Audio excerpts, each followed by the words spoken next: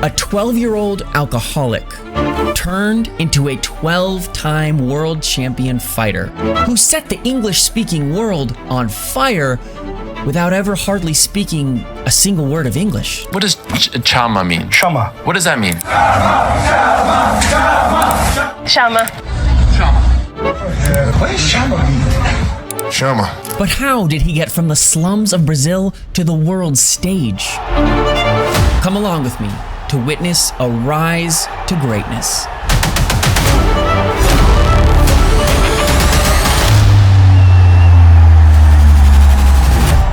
I was Khabib's English coach. Let me teach you a little bit. My name My name is Alex is Alex Pereira. Pereira. There we go, yeah!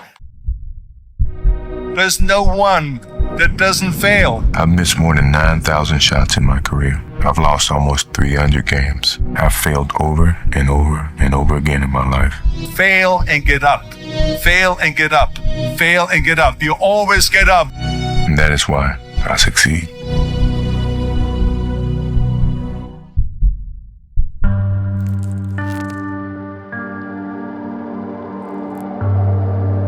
Alex Sandro Silva Pereira, as a teenager, already had a life of hardship and pain, and was headed quickly down a path of destruction.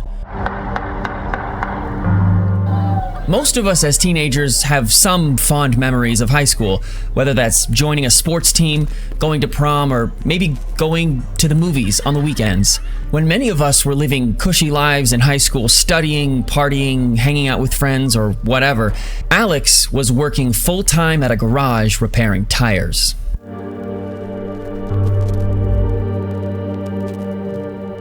His father had moved the family of 9 from Stier to São Bernardo do Campo in São Paulo in hopes to find a better life. But drugs, crime, and alcohol were rampant in São Paulo. Alex's father was a mason, laying brick and mortar, and did his best to keep his kids out of trouble and off the streets during their adolescence. He even went so far as to bring his son, Alex, to working at the fields at the age of 8, to keep him busy and to keep him away from crime.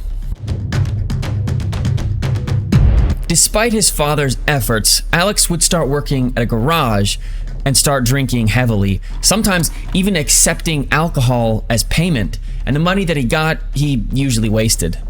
Despite his lifestyle, he did manage to set aside some money for his mom every single month. No matter what he did with the rest of his money, he always found a little bit for her. Alex's alcoholism got worse and worse. He tried quitting, but he just couldn't. Finally, he thought to himself, well, maybe sports will save me. Maybe if I start a sport, I'll be able to dive into that and quit drinking. So, he started kickboxing.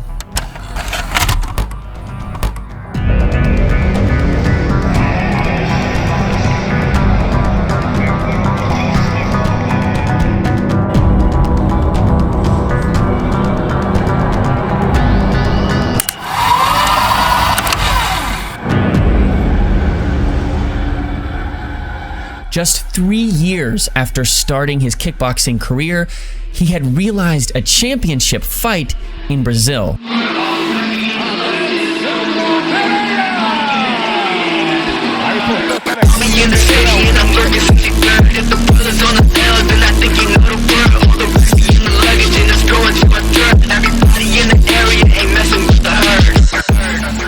Though he found some success in fighting, his capacity to drink also increased. More fights, more drinks. More fights, more drinks. More fights, more drinks.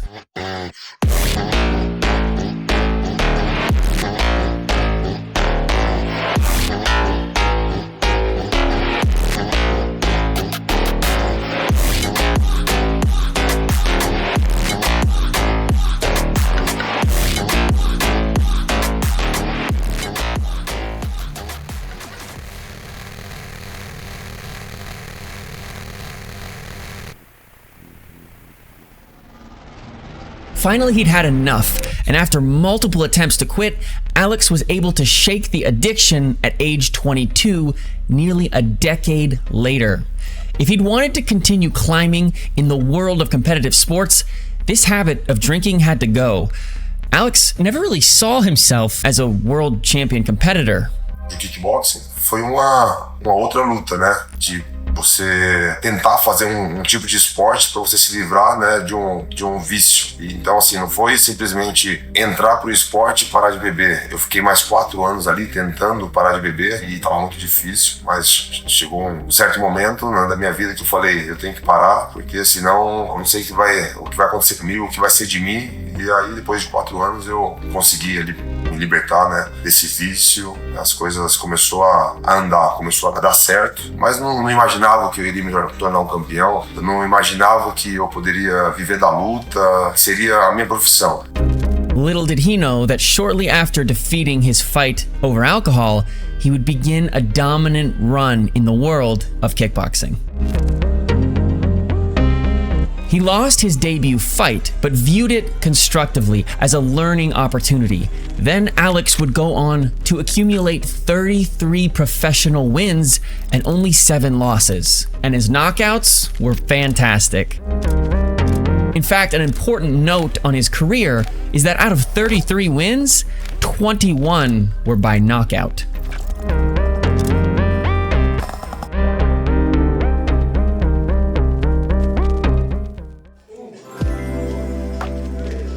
Alex spends the moments just before a fight is about to happen dancing with the boys. And if you want your child to dance as well, then let me tell you about today's sponsor, Miller Street Dance Academy. I'm good friends with the owner, who gave me an opportunity to dance when I was just a kid and I couldn't dance at all. I didn't know anything. But she gave me a shot. I worked really, really hard. And by the end of my training, I would go on to perform for some of the biggest names in the entertainment industry. So whether you've got a kid, a girl, maybe she just needs a constructive outlet, or maybe you want her to compete alongside an award-winning dance studio, Miller Street has an option for you no matter what the case. So don't forget, if the manliest fighter in the world dances, your kid can dance too. A vida é de boa, não precisa de muito pra ser feliz, não. Hakuna Matata. Chama. In the middle of his kickboxing career, he would meet Plinio Cruz, who became his permanent coach and his translator. With Plinio on his team, he began to lose less and less. Alex had shifted his focus away from alcohol and borrowing money to a life of discipline and focus. For his defense, Alex always trains. You saw he was training this morning. Yeah. And because, you know, the guy don't drink, the guy don't go to parties. His life is just hang out, do barbecues, hang out with the boys, and just train. Alex became a champion in 3 different organizations and became the first fighter in Glory Kickboxing to become a reigning champion in 2 different weight classes at the same time. Chama.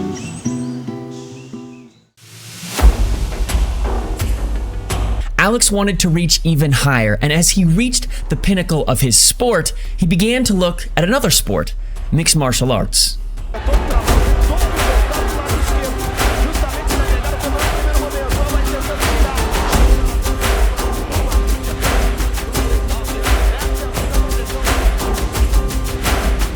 Similar to his kickboxing debut, he lost his first debut fight in mixed martial arts. And similar to kickboxing, he learned quickly.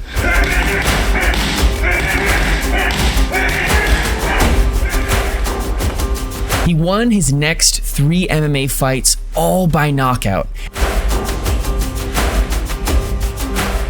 and then signed with the UFC. This was when a star was born.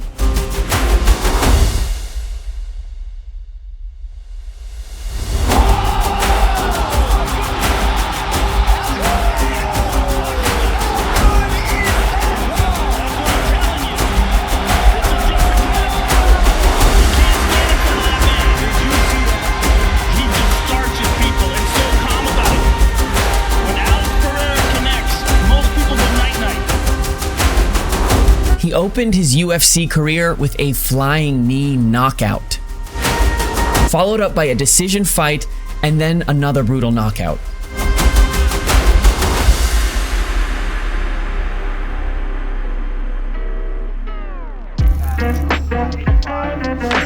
After knocking Strickland out, however, the two would begin to train together. That's why I hate sparring him, bro. Like, when I feel like I'm doing good and I feel like maybe I'm winning the rounds, he just fucking hits me with some shit.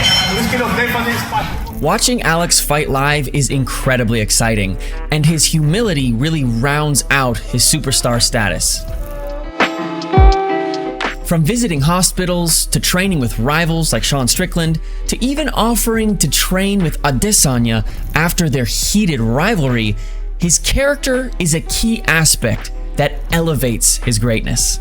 Alex, would you be able to shave my head? I'm gonna lose it. And if anyone shaves it, I'd love it to be you.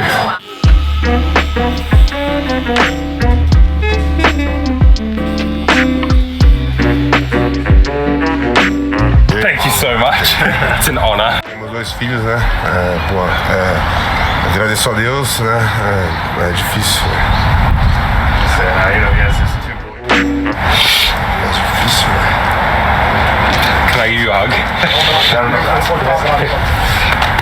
Thank you so much. You know, like you ask a guy at that level, like, hey, what do you see?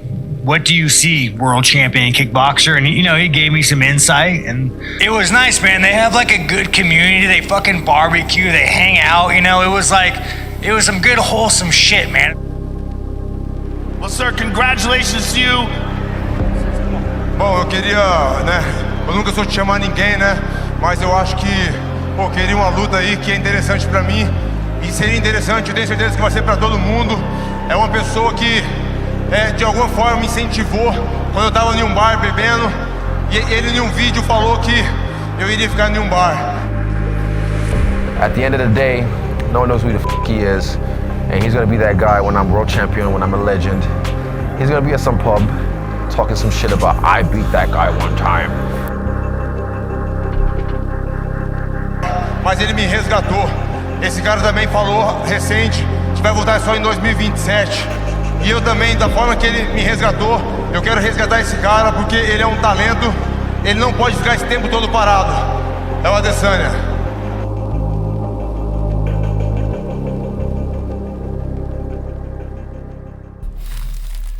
During his time in the UFC, he met Glover Teixeira,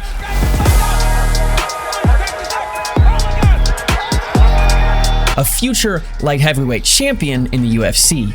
He would move to Connecticut to train at Glover's gym, and it was actually because of his friendship that Alex didn't want to fight inside of the light heavyweight division where Glover contended. Instead, Alex ran through the middleweight division, where he was extended a quick invitation to fight for the belt because of his history with the reigning champion, Israel Adesanya. Pereira had beaten Adesanya twice in kickboxing, and once by knockout.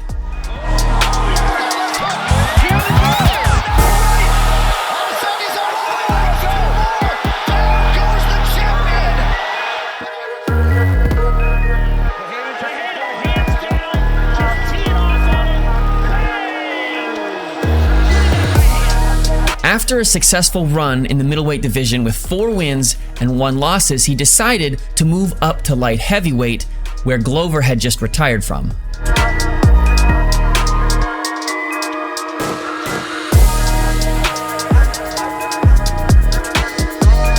Alex has been an extremely active champion, fighting all the time, which bolstered his fan base. And to show you what kind of work ethic he has, I'll let his coach, Plinio Cruz, tell you about how Alex viewed one of his championship fights. Honestly, this guy is crazy. I think maybe that's why he even trained this morning. He came out of the fight, he looked at me and the guy said, listen, this was my second sparring of the camp for Perth. I want to fight on that card. Stop. Because he's played that box, I swear to God. Yep, you heard that right. He viewed that fight as a warm-up. And to make it even more intense, he accepted that fight on 2 weeks' notice. Most fighters have 2 months to prepare. And by the way, he did so with a broken toe, which meant that he could not practice his kicks leading up to the fight. But it didn't matter. In the weeks following UFC 300, his toes barely would have had time to heal before receiving this phone call, asking him if he could cancel his current vacation to step in last minute and fight on just 2 weeks' notice at UFC 303.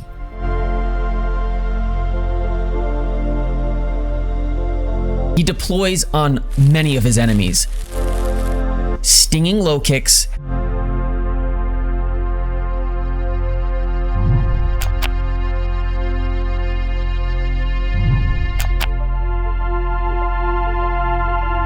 and a killer left hook.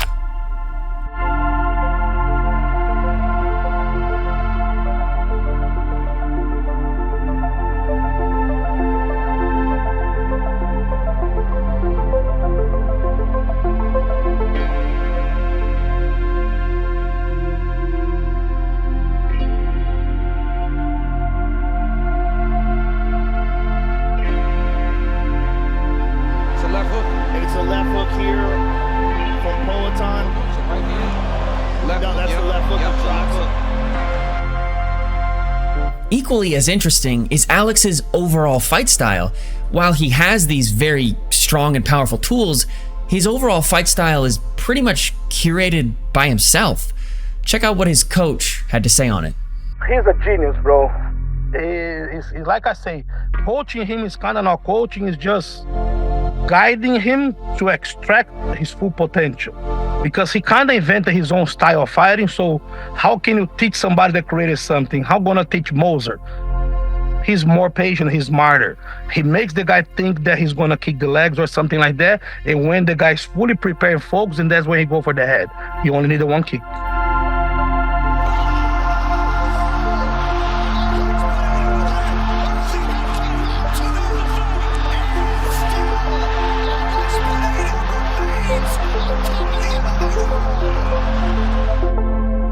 Wait. I forgot to tell you about one of the most important tools in his arsenal, the mind.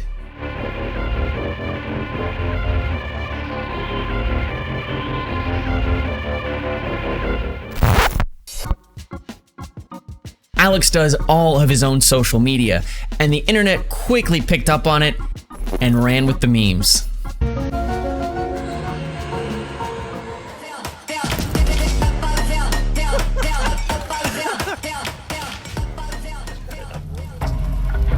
Alex's nickname is Poatan, which originates from the Tupian people of South America. Literally translated, Poatan means stone hands. Alex's tribe are the Pataxan people, along the coast of Brazil.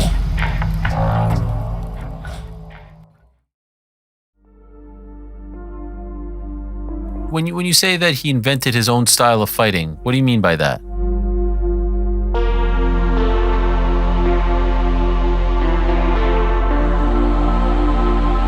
The vision that he have of the game is much ahead.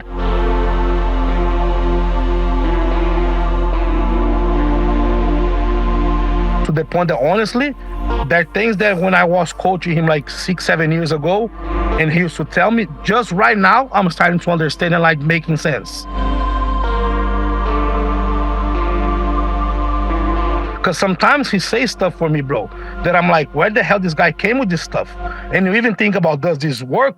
How can I implement this on this game? And then you start showing, start making sense.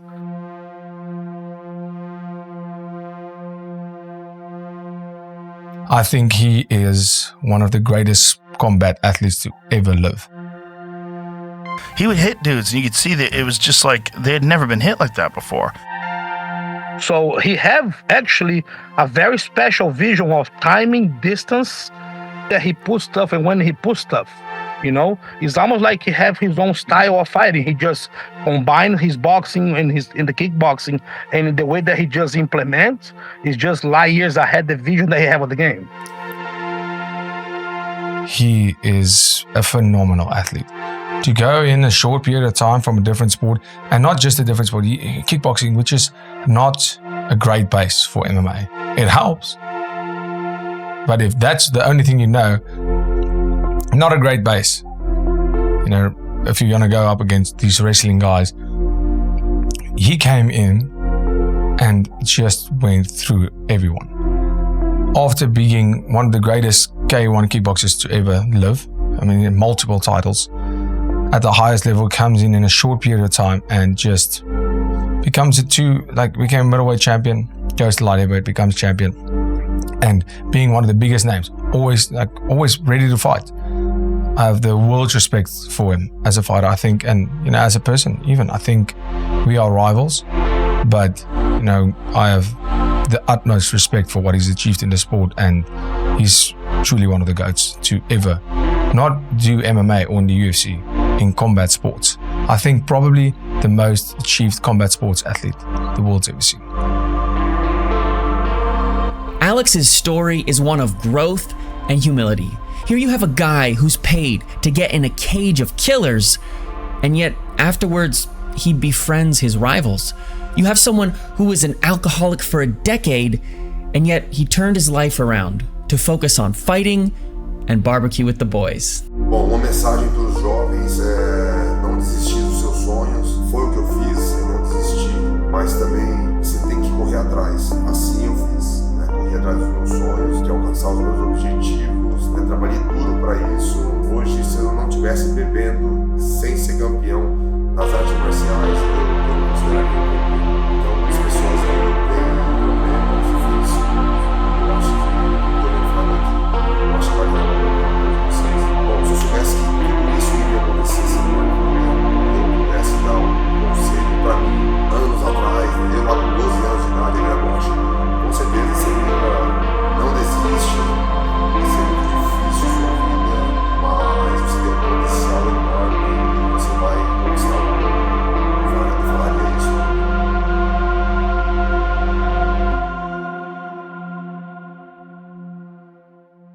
If you're interested in supporting this channel, I've got a shop with a beer stein. Don't even know what a beer stein is, but we got one. We got hoodies, we got stickers, we got t-shirts. We also have a coffee if you're interested in more content. A coffee is kind of like a Patreon, or like an OnlyFans, except I don't have to get naked. And Patreon takes like a large percentage of your money. So with coffee, you can know that you're directly supporting me, and I'm offering exclusive content there that's not going to be published on any other platforms. And finally, Michal Stier, thank you for your support and your guidance throughout this incredible journey. Owen Lee, you're cruising for a bruising.